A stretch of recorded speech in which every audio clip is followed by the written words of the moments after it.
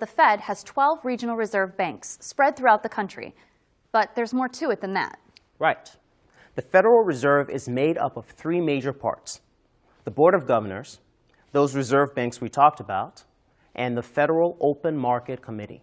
As we take a closer look at that structure, you'll see that it's a blend of parts that are decentralized and parts that are centralized, like the Board of Governors. The Board of Governors in Washington oversees the Federal Reserve System. There are 7 members, including the chairman.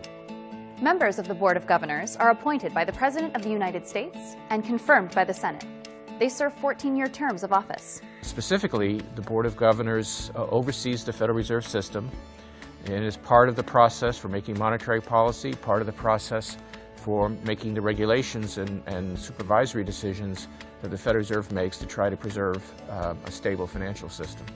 Our country is vast, and different regions of the country have different economies.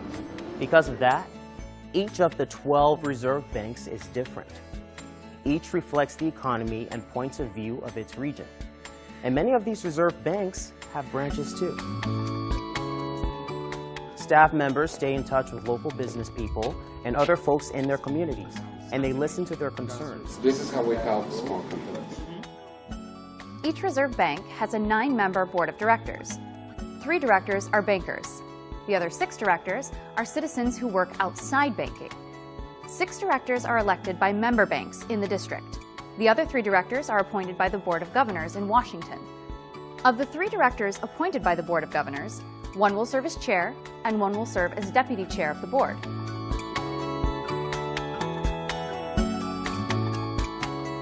The Federal Open Market Committee, known as the FOMC, is the group within the Fed that sets monetary policy. The 7 members of the Board of Governors and all 12 Reserve Bank presidents, including those who aren't voting members, attend FOMC meetings. Though they all participate in the discussions of the economy and policy options, only the 7 members of the Board of Governors and 5 of the 12 Reserve Bank presidents are voting members at any one time. One of the 5 voting presidents is always the president of the Federal Reserve Bank of New York. The other Federal Reserve Bank presidents vote on the FOMC on a rotating basis.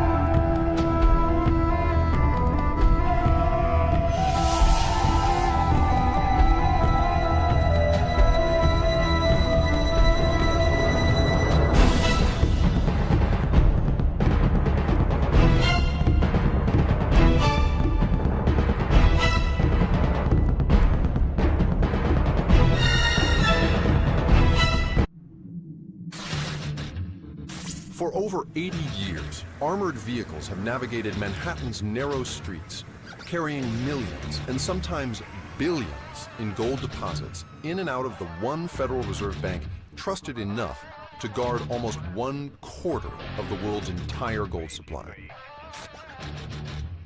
You heard it right.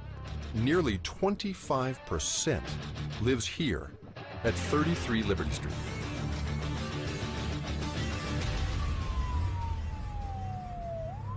Today, a hefty deposit is on its way in, and this driver is the first line of defense. For obvious reasons, we can't really tell you his name, but he's not alone. His partners are armed, and the vehicle itself is like a vault on wheels, able to withstand bullets, even hand grenades.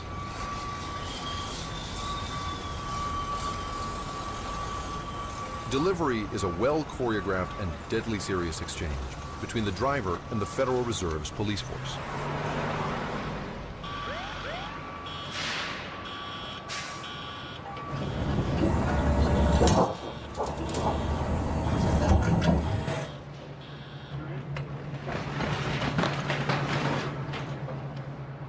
This small stack may not look like much, but if you tried to put it in the back of your car, you'd blow out the tires. There are a lot of guns here right now. It's kind of nerve-wracking to be around it. The gold is met at the loading dock by the Fed's vault auditor and its custodians.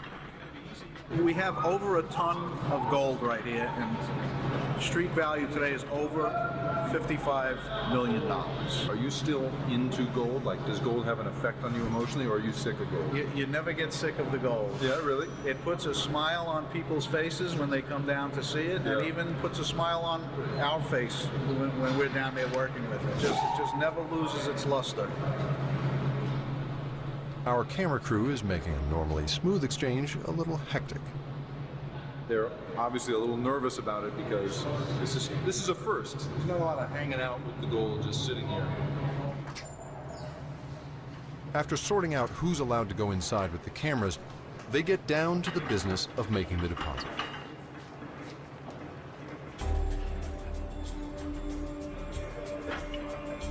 There's an almost sacred ritual that handlers go through when moving gold.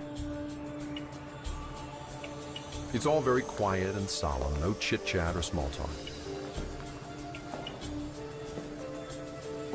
The armored truck company's drivers are fully responsible for the gold as they descend 80 feet below street level to the world's largest underground gold vault.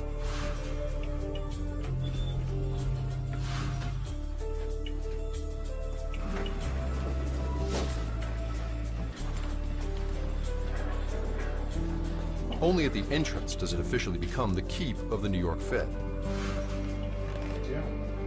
And this is the way it's been done since the Fed first opened the vault in 1924.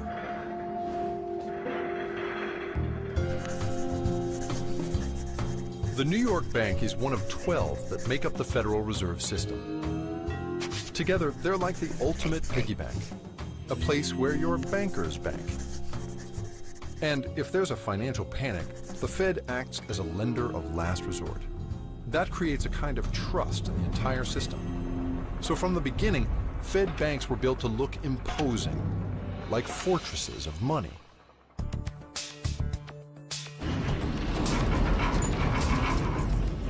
The New York Fed's vault rests on bedrock to handle the weight of the gold. Engineers dreamed up an ingenious way to guard it. A 90-ton steel cylinder that revolves vertically in a 140-ton steel and concrete frame. When it rotates, it drops 3/4 of an inch to create an air and watertight seal. No one person is given all of the combinations or keys to the various locking systems, so someone is always watching.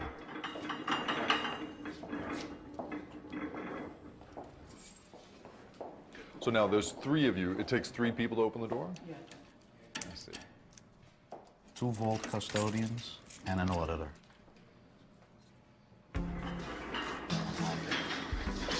Welcome to about a quarter of the world's official gold supply. Just one of these bars is worth $640,000. So we're talking upwards of $380 billion. The bars are weighed on a good old-fashioned balance scale. Once everything's on, Yeah. you're going to turn the crank. Okay, okay. It's going to be a little, not that difficult, but a little bit, because all that weight will be on it. It's a critical step because each bar is slightly different, making each deposit unique. The scale measures down to 1/100th of an ounce. That's about 1/3 of a paper bill. Still, that's worth about $17.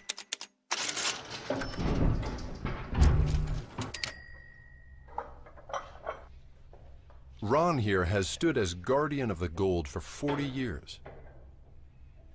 This is the year in which the bars were cast. This is the purity And this is the maker of the bar, the assayer, and this is a serial number. Each bar has to have its own serial number. What happens if you drop a bar like this on your feet? If you don't have this on, you'll be in the hospital. Yeah. Yeah.